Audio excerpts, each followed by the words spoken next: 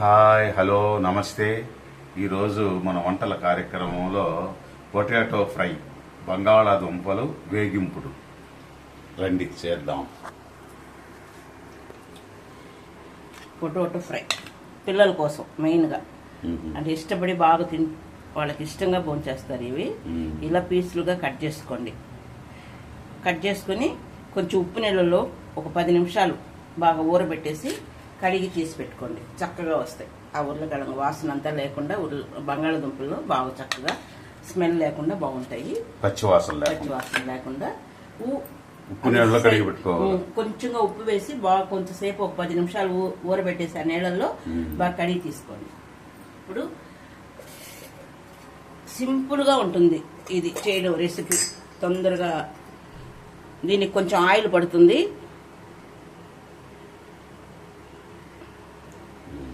కొంచెం ఆయిల్ వేసాను అన్నమాట. ఎందుకంటే అది ఆయిల్లోనే మగ్గాలి కాబట్టి కొంచెం ఆయిల్ వేసాను. దీనికి పోపు అంతా ఏం అవసరం లేదు. నేను కొంచెం వెల్లుల్లి అల్లం పేస్ట్, ఇది ఇప్పుడంతా రెడీమేడ్లో వస్తుంది, తీసి ఫ్రిడ్జ్లో పెట్టుకుంటున్నారు. కానీ నేను ఎప్పటికప్పుడు తయారు చేసుకుంటాను. అంటే 2 వెల్లుల్లి రెబ్బలు, కొంచెం అల్లం వేసుకొని ఇలాంటి రాయి ఉండిందనుకోండి, ఇందులో వేసుకొని కచ్చాబుచ్చగా దంచుకోవటం అన్నమాట. ఇది ఇందులో వేసేసి వేసుకోవచ్చు అంతే. ఒరిజినల్ అప్పటికప్పటికి మనం చేసుకునేది బాగా టేస్ట్గా ఉంటుంది.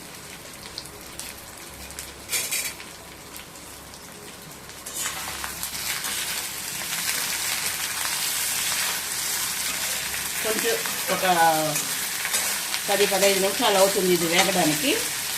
కొంచెం లేట్ ప్రాసెస్ అయినా కానీ చాలా రుచిగా ఉంటుంది. పిల్లలైతే చాలా ఇష్టపడి వేయాలి. కారం వేయాలి, ఉప్పు వేయాలి, అన్నీ వేయాలి. కానీ ఇప్పుడు మనం ఉప్పు నీళ్ళల్లో ఇది ఊరబెట్టాం కదా, కొంచెం ఉప్పు వేసి అందుకోసం కొంచెంగా వేసుకోవాలి సాల్ట్. చాలేదనంటే తర్వాత వేసుకోవచ్చు. అది మీరు గుర్తుపెట్టుకోండి. ఉప్పు నీళ్ళలో కొంచెంసేపు ఊరుతుంది కాబట్టి మనం ఉంటుంది అని మనకు ఒక ఆలోచన, ఇంకేం కాదు. ఇప్పుడు కొంచెంగా సాల్ట్. మరి ఎక్కువ ఉప్పు అయితే ఇబ్బంది, తక్కువైనా మళ్ళీ మనం మిక్స్ చేసుకోవచ్చు. ఇది అప్పుడప్పుడు వేపుకుంటా ఉండాలి, అడుగు పట్టకుండా. చాలా రుచిగా ఉంటుంది. పిల్లలకి పెద్దలకి అందరూ ఇష్టంగా సైడ్ డిష్గా పెట్టుకొని తినేందుకు. లెమన్ రైస్కైనా, పులిహోరకైనా, పప్పు, సాంబార్, రసం, దేనికైనా బాగుంటుంది. ఇప్పుడు సాల్ట్ మాత్రం చల్లాను. మనం ఇట్లా కొంచెంసేపు పెట్టేస్తాం. బాగా ఉడికిపోయింది, వేగింది, ఉడికింది, బాగా వేగింది. మీరు తెలుగు నేర్చుకోవాలి. ఇప్పుడు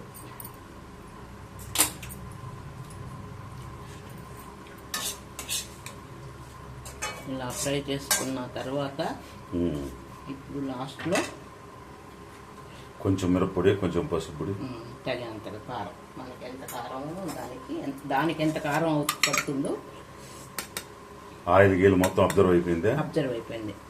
చూసారా? ఇట్లా కారం ఫస్ట్లో కారం చల్లుకుంటే మాడిపోతుంది.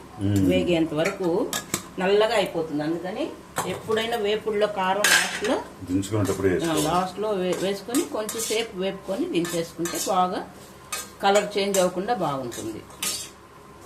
ఇది ఉత్త బంగాళాదుంపల ఫ్రై. అంత సిప్సే కదా, సిప్స్ లాగానే కదా అనుకుంటారేమో. కాదు, సిప్స్ వేరే టేస్ట్ ఉంటుంది. దీంట్లో మనం వెల్లుల్లి అల్లం పేస్ట్ మిక్స్ చేసాము కాబట్టి ఈ టేస్ట్ వేరేగా ఉంటుంది, ఆ టేస్ట్ వేరుగా ఉంటుంది.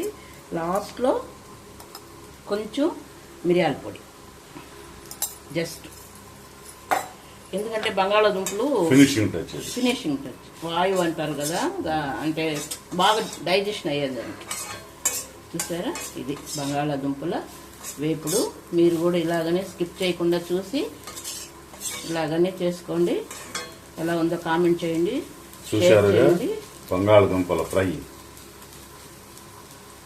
మీరు కూడా చేసుకుని రుచి చూసి షేర్ చేయండి, లైక్ చేయండి, సబ్స్క్రైబ్ చేసుకోండి. ఓకే.